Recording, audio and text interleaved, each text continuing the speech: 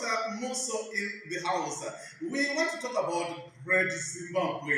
We know that Great Zimbabwe, it was a state which was founded by the late Iron Age people. They decided to come together. They formulated a big state which they named Zimbabwe, Great Zimbabwe. They built it using stones without a mortar. So we want to talk about this state today. We want to talk about the minerals that were mined at Great Zimbabwe.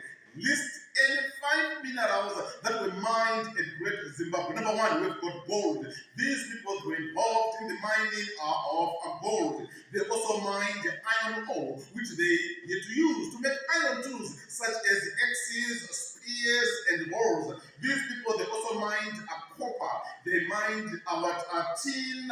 They also mined chrome. They mined diamonds. They mined zinc, and also they mined nickel. So these were the minerals that were mined at Great Zimbabwe.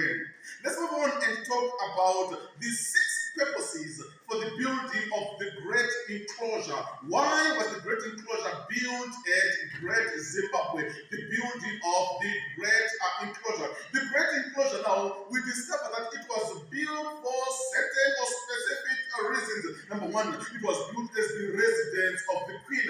The Queen Mother, the elder wife of the king, stayed at the Great Enclosure. So it was built for the Queen Mother, the queen. Related to that now, it also signified the fertility of the queen. You see that at the Great Enclosure, at the top now, right at the top, we have got the chevron pattern. Those chevron patterns that were used revealed the fertility of the queen, so that she was so fertile, she was in a position of having as many children as possible. So it was also built to signify that the queen mother, she was fertile. It was also built as a grain storage facility. In the Great Enclosure, we have the conical tower. The conical tower, that is where the grains of the state, or the grains of those people who stayed in Great Zimbabwe were stored. So the conical tower in the Great Enclosure revealing how the people at Great Zimbabwe, they store their grains in the conical tower. Therefore, the Great Enclosure, it was built as the grain storage for storing their grains. It was also built to accommodate surplus population.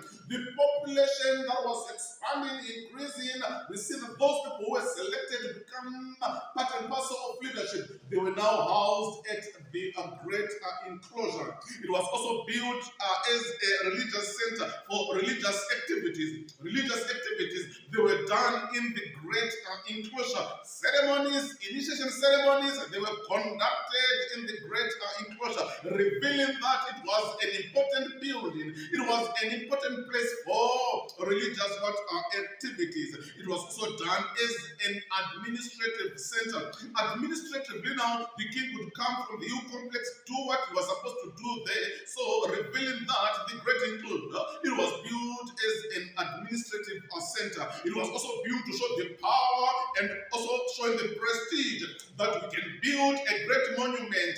We can build this monument using stones, the granite stones, without mortar. No cement was used. And the height now, we see that it was too long, revealing that these people, they were so much skilled, they were so much gifted, showing that they were building this Great Enclosure, revealing their power and prestige. And lastly now, we see that it was also built to signify under the existence of a Great Zimbabwe. Why it was existing during that particular period of time. So these are the reasons that reveal, that explains, that gives us why the Great Enclosure was built.